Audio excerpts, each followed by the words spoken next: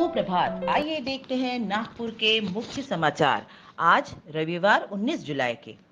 देवेंद्र की गृह मंत्री को सीधी चुनौती। ठग और फिरौतीबाज साहिल सैयद प्रकरण को लेकर अब राजनीतिक गहमागहमी शुरू हो गई है। विरोधी पक्ष नेता देवेंद्र फडणवीस द्वारा विवादित ऑडियो क्लिप की उच्च स्तरीय जांच करने की मांग के बाद गृह मंत्री अनिल देशमुख ने साहिल को भाजपा का कार्यकर्ता और पूर्व मंत्री बावन कुले के व्यापार में पार्टनर बताते हुए इसे पार्टी का अंदरूनी विवाद होने की बात कही थी। अब इस प्रकरण को लेकर देवेंद्र ने सीधे गृह मंत्री को चुनौती दे दी है।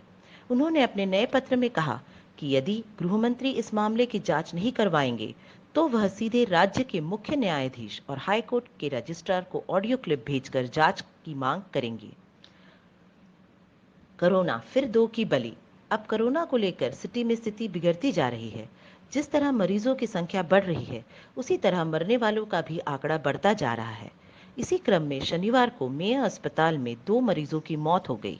इसी के साथ कुल मृतक 49 हो गए। वहीं 102 नए पॉजिटिव मिलने के साथ संक्रमितों की संख्या बढ़ती जा रही है। अब दुकानदारों की खैर नहीं। अब सिटी में कोविड-19 के संदर्भ में जारी नियमों का उल्लंघन करने वाले दुकानदारों की खैर नहीं।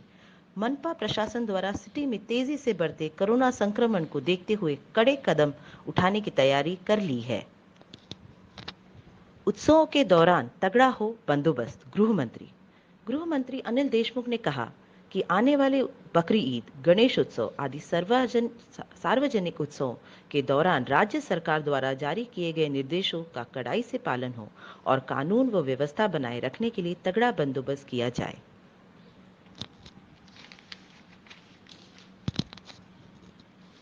गांवों का रुख करे उद्योग। केंद्रीय एमएसएमई मंत्री नितिन गडकरी ने कहा कि ग्रामीण क्षेत्रों में उद्योग शुरू करने की काफी संभावनाएं हैं। जब तक उद्योग गांवों में नहीं जाते तब तक कृषि, ग्रामीण और आदिवासी भागों का विकास नहीं होगा। जीडीपी में इन क्षेत्रों का योगदान बढ़ाने की आवश्यकता है। कोरोना को मात देने बना व्यापारियों का टास्क फोर्स। कोरोना की चेन को तोड़ने के लिए लॉकडाउन अंतिम पर्याय हो सकता, लेकिन स्व अनुशासन से कोरोना को सिटी में हराया जा सकता है। इसके लिए सिटी के व्यापारिक एसोसिएशन के पदाधिकारियों ने मनपा के साथ मिलकर टास्क फोर्स तैयार करने का निर्णय लिया है। मनपा आयुक्त मुंडे ने इस निर्णय का स्वागत करते हुए सिटी को कोरोना मुक्त करने की अपील की।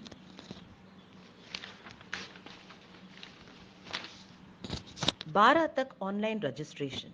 राज्य मंडल द्वारा 12वीं का परिणाम घोषित किए जाने के बाद वीवी ने स्नातक प्रथम वर्ष में प्रवेश हेतु प्रक्रिया का शेड्यूल घोषित कर दिया था, लेकिन एक दिन बाद ही वीवी ने अपने शेड्यूल में बदलाव किया। अब छात्रों को 12 अगस्त तक ऑनलाइन रजिस्ट्रेशन की राहत दी गई है।